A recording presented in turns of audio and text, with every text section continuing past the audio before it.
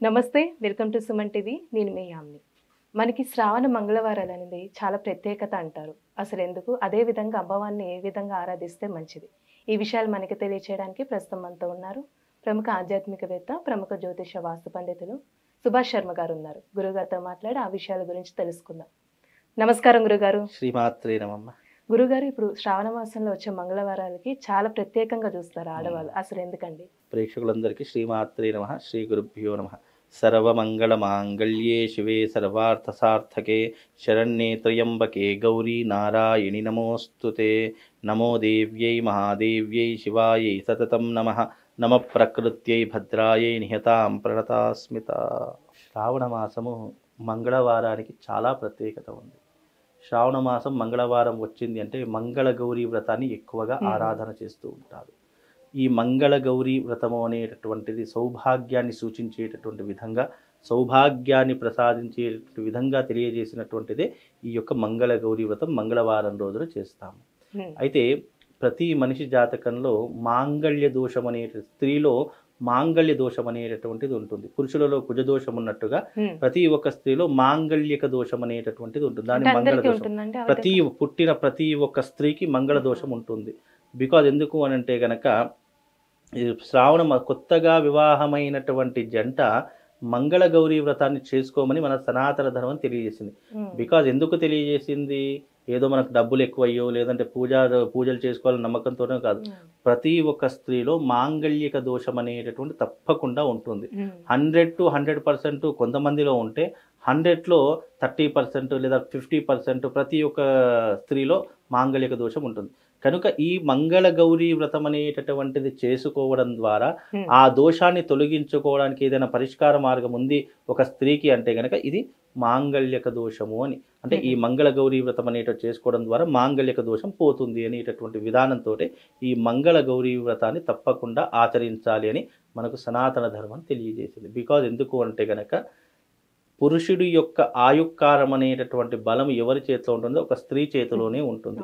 స్త్రీ తన పాతివ్రత్య ధర్మాన్ని ఎంత నిష్టగా ఆచరిస్తుందో పురుషుడి యొక్క ఆయుష్ కానివ్వండి, పురుషుడి యొక్క ఆయు ప్రమాణం కానీ రోజు రోజుకి పెరిగిపోయేటటువంటి లక్షణాలు మనకు ఈ యొక్క స్త్రీ చేతిలోనే ఉంటాయి. అందుకే స్త్రీ చేయవలసినటువంటి కర్తవ్యం ఏంటి అంటే కనుక ఇలాంటి శుభదినములు వచ్చినప్పుడు, ఇలాంటి రోజులు వచ్చినప్పుడు తప్పకుండా ఈ యొక్క సౌభాగ్యాన్ని సూచించేటటువంటి వ్రతాలు మంగళ గౌరీ వ్రతాలు ఉంటాయి.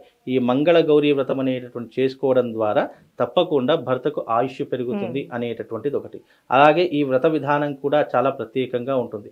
ఇది కొత్తగా పెళ్ళైనటువంటి నూతన వధూవరులు మాత్రమే చేసుకునేటటువంటి ఒక వ్రతము. అలాగే ఈ వ్రతం ఎన్ని సంవత్సరాలు చేయాలి? 5 సంవత్సరాలు చేయాలి. 5 సంవత్సరాల పాటు అది కూడా డైలీ కాదు, ఓన్లీ శ్రావణ అంటే 5 సంవత్సరాలు శ్రావణ మాసంలో వచ్చే 4 మంగళవారం రోజులు ఈ యొక్క వ్రతాన్ని ఆచరణ చేసుకోవాలి. అలాగే ఈ వ్రతం కేవలం పెళ్ళైనటువంటి నూతన వధూవరులే కాదు, పెళ్లి కానటువంటి వారు కూడా చేసుకోవచ్చు.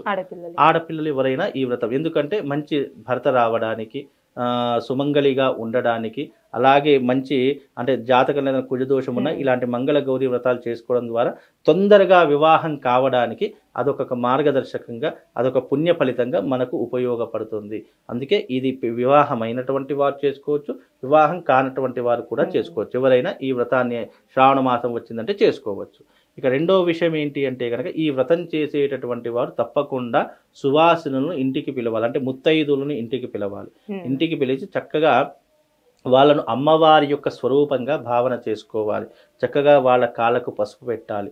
ఒక ఉచిత ఆసనం, ఒక చైర్ మీదనో లేదంటే ఉచిత ఆసనం మీద కూర్చోబెట్టి వాళ్ళ చక్కగా కాళ్ళకు పసుపు పెట్టి చక్కగా వాళ్ళకు పసుపు బొట్టును ఇచ్చి ఆ తర్వాత వాళ్లకు భోజనం పెట్టాలి. భోజనాది ప్రత్యాది కార్యక్రమాలు తప్పకుండా పెట్టాలి. అలా పెట్టిన తర్వాత భోజనం అంతా అయిపోయిన తర్వాత వాళ్ళు బయలుదేరేటటువంటి సమయంలో తప్పకుండా వాళ్లకు మనకు సౌభాగ్యానికి గుర్తులుగా ఉన్నటువంటి చీర, రవిక కనుమ, గాజులు, బొట్టు, దువ్వెన, అద్దము, ఇలాంటి పువ్వులు, ఇలాంటివి, అలాగే తాంబూలము, ఇలాంటివన్నీ కూడా వాళ్ళకు సమర్పించాలి. ఆ సమర్పించిన తర్వాత వాళ్ళ చేతిలో అక్షంతలు ఇవ్వాలి. అక్షంతలు ఇచ్చి వాళ్ళ యొక్క కాళ్ళకు దండం పెట్టి ఆశీర్వచనాన్ని పొందాలి.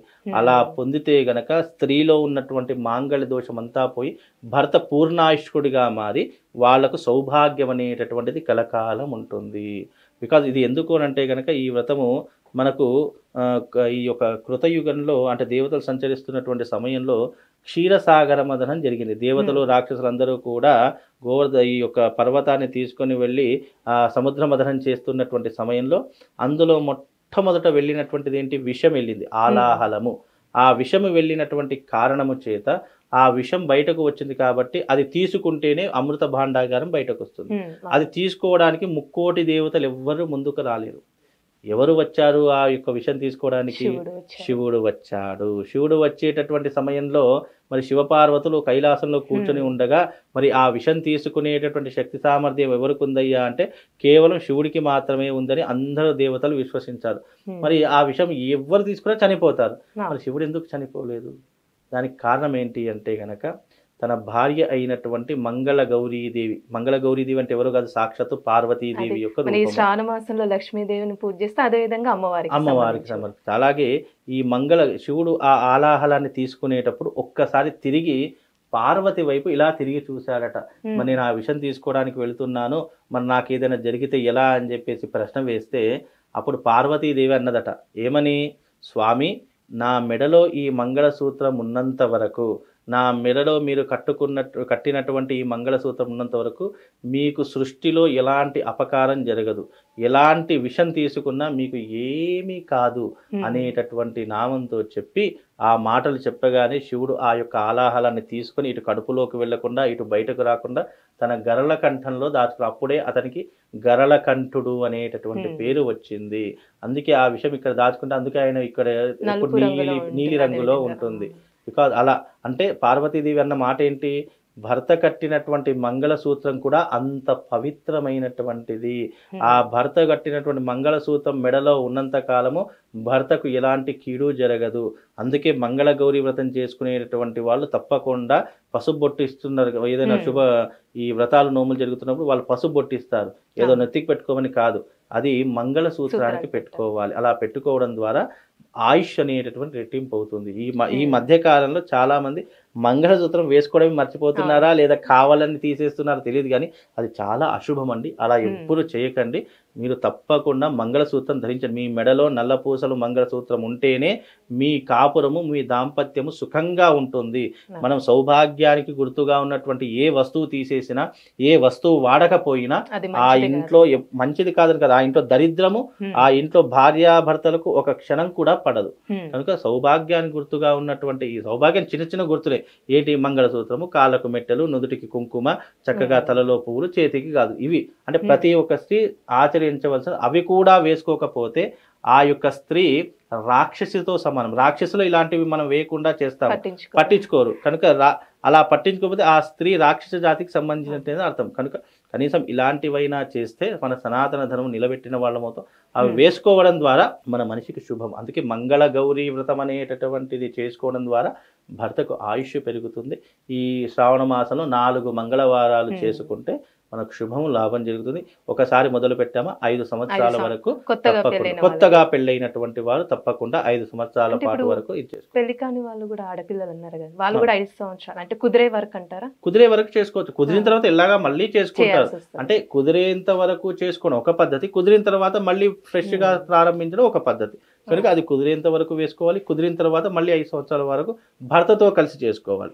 అప్పుడు భర్త లేకుండా నీకు పెళ్లి కావాలని చేసుకోవడం సంకల్పం ఒకటి, నువ్వు వివాహం అయిన తర్వాత భర్తతో చేసుకున్నటువంటి సంకల్పం మరొకటిగా ఉంటుంది, వేరేగా ఉంటుంది. కాబట్టి అయిన వాళ్ళు కాని వాళ్ళు ఎవరైనా కూడా ఈ వ్రతం చేసుకుంటే అన్ని రకాలుగా శుభం జరుగుతుంది. శుభం జరగాలని ఆ మంగళ గౌరీదేవిని మనస్ఫూర్తిగా కోరుకుంటున్నాను. చాలా చక్కగా తెలియజేశారు గురుగారు, ధన్యవాదాలండి.